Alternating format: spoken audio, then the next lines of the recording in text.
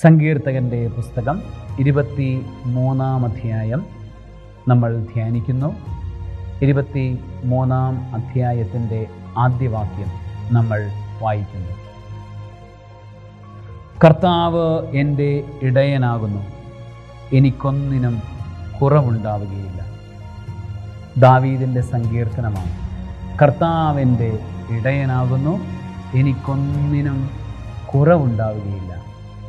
ബാലനായ ദാവീദ് പാടിയ സങ്കീർത്തനമാണ്.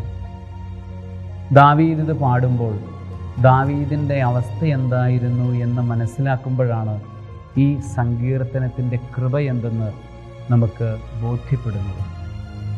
ദാവീദ് ബാലനായിരുന്നു. അവനവൻ്റെ വീട്ടിലെ 8ാമത്തവനായിരുന്നു. വീട്ടിൽ 7 സഹോദരന്മാർ അവൻ്റെ ശത്രുക്കളായിരുന്നു.